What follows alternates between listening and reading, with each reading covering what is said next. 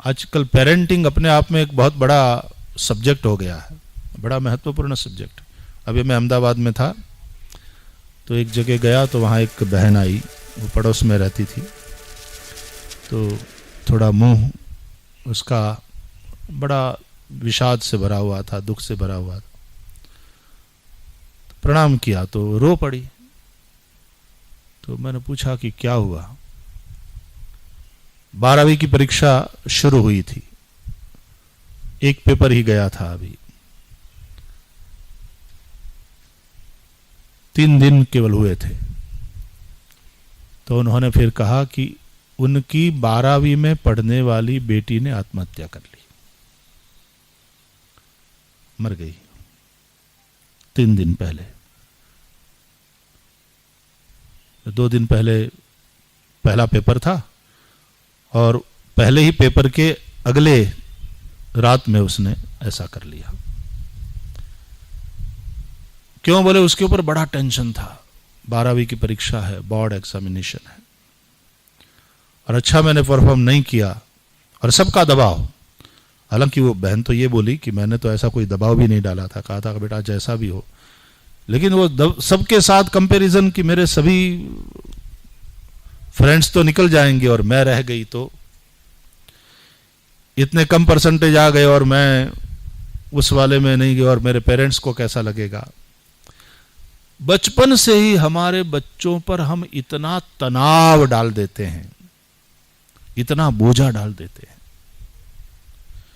बचपन से ही तनावग्रस्त जीवन हो जाता है। देर रात तक तो सोते नहीं और फिर सुबह जबरदस्ती बच्चों को जगाना, और जिस तरह से मम्मियां बेचारी जगाती है, खींच करके बाथरूम में ले जाती है, जबरदस्ती ब्रश कराती है, वो रोता रहता है, ये टेंशन में रहती है क्योंकि स्कूल की बस चली जाएगी। स्कूल बस इतने बजे आता है तो वहां उस समय ठीक पहुंचना पड़ेगा।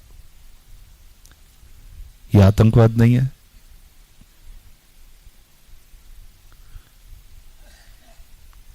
हम बाहर के आतंकवादी की बात करते हैं, टीवी में, न्यूज में हम सुनते हैं, वर्तमान पत्रों में हम पढ़ते हैं, इन्होंने आतंक मचाया, आतंकवादी बड़े खतरनाक। लेकिन कभी कभी सोचे तो लगता है कि घर घर में आतंकवाद है। कभी कभी पेरेंट्स हम बड़े आतंकवादी हो जाते हैं अपने बच्चों के ऊपर।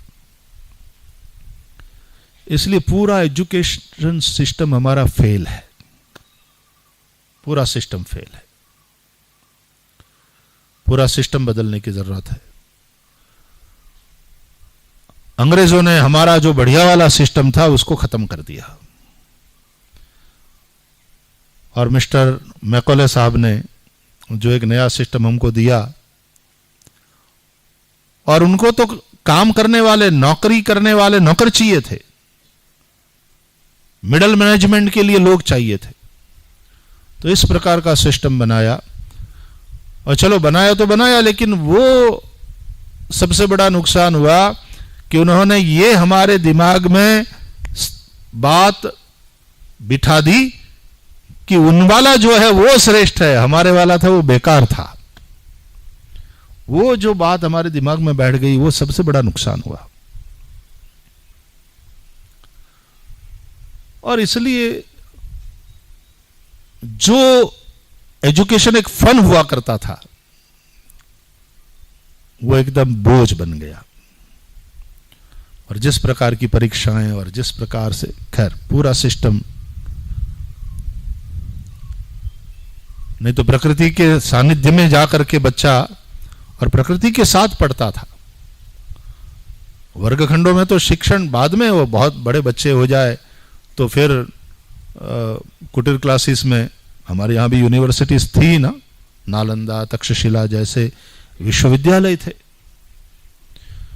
लेकिन आज आप सभी पुराणों को देख लो, उस जमाने के इतिहास को पढ़ लो, किसी विश्वविद्यालय के किसी बच्चे ने परीक्षा के टेंशन में आत्महत्या करी हो, ऐसा कहीं भी इतिहास में नहीं है।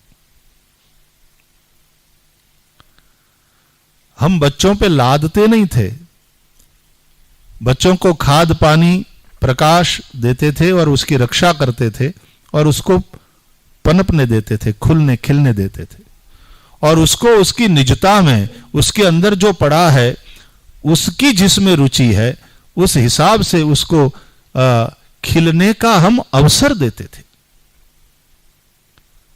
पढ़ाई का मतलब ही यह है, पढ़ाई का मतलब लादना नहीं है।